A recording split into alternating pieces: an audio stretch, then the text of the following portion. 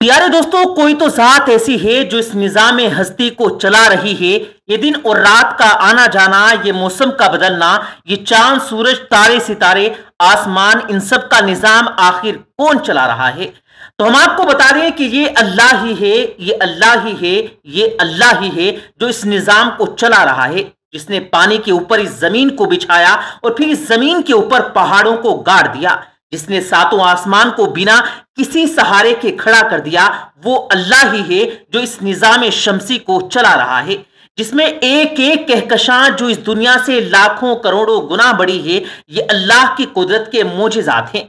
आज की इस वीडियो में हम आपको न सिर्फ अल्लाह की कुदरत और शान के बारे में बताएंगे, बल्कि हम अल्लाह की ऐसे कुदरत और करिश्मे भी दिखाएंगे जिसको देखकर जुबान से सुभान अल्लाह बे इख्तियार निकल जाएगा।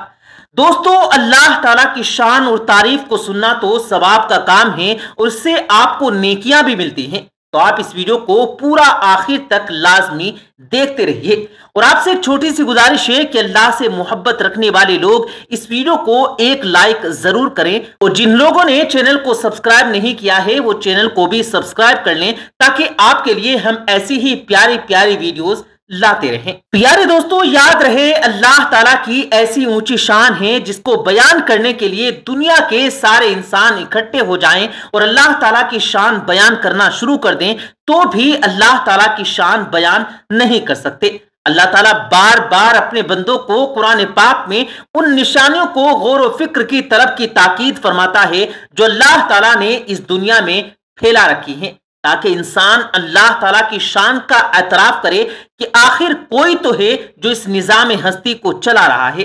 उन निशानियों का जिक्र अल्लाह पाक सूरह बकरा में यूं इरशाद फरमाता है, बेशक आसमान और जमीन की तख्लीक में, रात और दिन की गर्दिश में, जहाजों और उन कश्तियों में जो समंदर में लोगों को नफा पहुंचाने वाली चीजें उठाकर चलती रहती हैं, ये बारिश का पानी जिसे अल्लाह ताला ने आसमानों की तरफ से उतारा, इसके जरिए से जमीन के मुर्दा हो जाने के बाद उसे जिंदा करता है। उस जमीन में जो हर किस्म के जानवर फैला दिए हैं, हवाओं के रुख बदलने और इस बादल और आसमान के दरमियान जो हुक्म इलाही का पाबंद होकर चलता रहता है, इनमें अकल वाले बंदों के लिए कुदरत की बहुत बड़ी निशानियां हैं। प्यारे दोस्तों, अल्लाह ताला फरमाता है, अक्लमंदों के लिए हर तरफ निशानियां फैली हुई हैं, लेकिन इंसान आज तो अल्लाह की कुदरत को तलाश करने में अपनी अकल सर्फ नहीं करता। इंसान अल्लाह ताला को तलाश नहीं करता, वरना ऐसी कौन सी तख्लीक है जिसमें अल्लाह ताला की कुदरत के करिश्मे मौजूद ना हो। इस कायनात में फैले तमाम रंग अल्लाह ताला की कुदरत का महर है। इस कायनात की हर शे अल्लाह ताला की कुदरत को जाहिर करती है।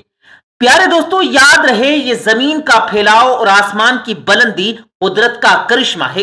अल्लाह ताला ने खुसूसियात के साथ आसमान के बे इंतहा जिक्र करके इसमें गौर और फिक्र की बार बार दावत दी है। कुरान पाक में एक जगह इरशाद बारी ताला है, क्या ये ऊंटों को नहीं देखते कि वो किस तरह पैदा किए गए हैं और आसमान को किस तरह ऊंचा किया गया है, पहाड़ों को किस तरह गाड़ दिया गया और जमीन किस तरह बिछाई गई है। और सूरह रहमान में अल्लाह ताला ने बनीनो इंसान को अता की गई नेमतों का जिक्र किया है। उस जमीन और आसमान की तख्लीक का जिक्र यूं फरमाया, और उसी ने आसमान को बुलंद किया और उसी ने तराजू रखे कि तुम तराजू तोलने में तवाजुन ना करो, बल्कि इंसाफ के साथ तराजू रखो और तोलने में कमी ना करो। और उसी ने मखलूकों के लिए जमीन बिछा दी जिसमें मेवे हैं, अनाज हैं और खुशबूदार फल हैं। ए इंसानों और जिन्नों, तुम अपने परवरदिगार की किन किन नेमतों को झुटलाओगे। प्यारे दोस्तों, अल्लाह ताला ने कुदरत की निशानियों और करिश्मों को बयान फरमाया, इंसान को ये दावत दी कि इन करिश्मों में गौर और फिक्र करे कि तुम्हें अल्लाह ताला की कुदरत का अंदाजा हो सके कि अल्लाह ताला की कुदरत ना होती तो क्या ये काम हो जाता।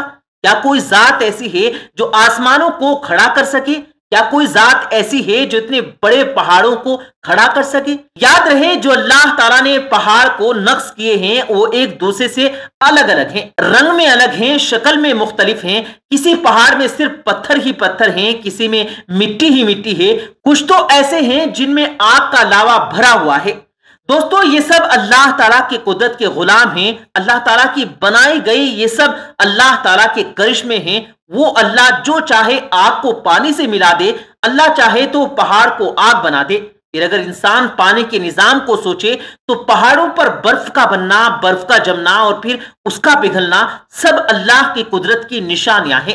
سمندر میں بھاپ کا بن کر اٹھنا، آسمان میں بادل کا بننا، پھر بارش کی صورت میں برسنا، پھر یہی پانی ندی سے جا کر سمندر میں ملنا، یہ سب اللہ تعالیٰ کی شان ہے۔ ورنہ کون ہے جو ایک قطرہ بھی بارش کا برسا سکے؟